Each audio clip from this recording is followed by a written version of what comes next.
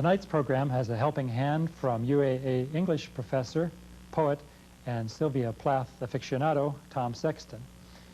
Tom, what draws you to Sylvia Plath's poetry? I think one of the things I admire most about Sylvia Plath is her craft. A plethora of Plath is typical of the sound that she weaves in and throughout her entire collection of poetry. And I think we don't notice what a skilled craftsperson she actually was. She's a very good poet to teach in beginning poetry classes because the technique is so well done that I use her all the time in beginning classes. She probably has the best mastery of rhyme in American poetry since Emily Dickinson. And it's the off-rhyme, slant rhyme, not the moon, spoon, June, but just these echoes of sounds that go through all of her poems. Wonderful use of imagery and metaphor. And then, of course, the powerful personality. But I think why I like her best is as a poet for other poets to learn from. Tom, is Sylvia Plath a poet for the eye better than for the ear, or does she work equally well? I think for the ear.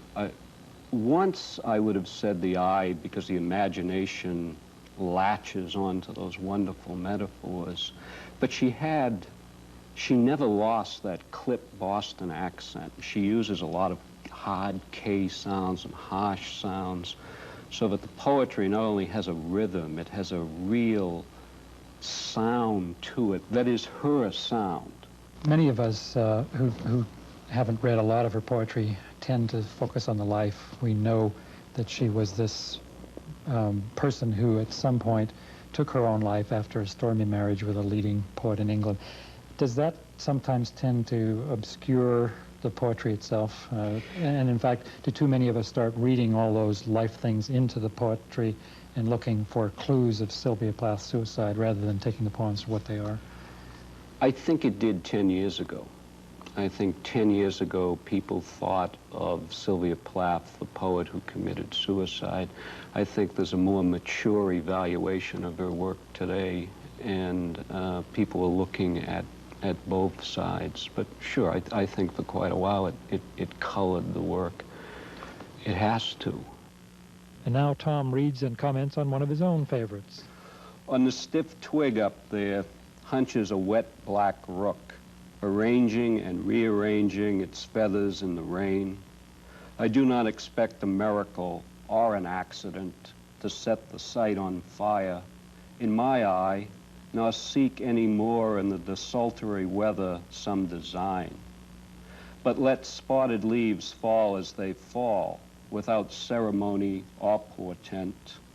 Although I admit I desire occasionally some back talk from the mute sky, I can't honestly complain.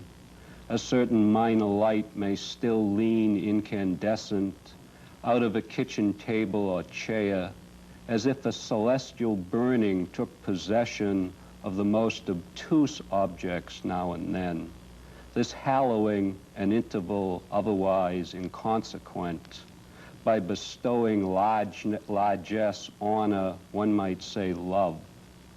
At any rate, I now walk wary, for it could happen even in this dull, ruinous landscape, skeptical yet politic, ignorant of whatever angel may choose to flare suddenly at my elbow. I only know that a rook ordering its black feathers can so shine as to seize my senses, haul my eyelids up, and grant a brief respite from fear of total neutrality. With luck, trekking stubborn through this season of fatigue, I shall patch together a content of sorts. Miracles occur, if you care to call those spasmodic tricks of radiance miracles. Then wait's begun again, the long wait for the angel, for that rare, random descent. What I find particularly moving to me in this poem is just this brief passage.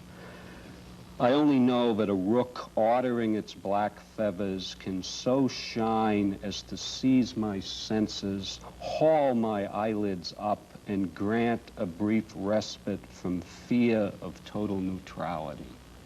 And I think one of her great fears was of total neutrality, of a world that was essentially dumb. And I shall patch together a content of sorts, miracles occur. I think her poetry was an honest attempt to patch together a content of sorts. And what she's left behind is powerful and very important. Tom, for those approaching Plath for the first time during these readings and plays and so on, what do you think the experience is? They will be in for an intense emotional experience, but I think the art is so great that, as all great art,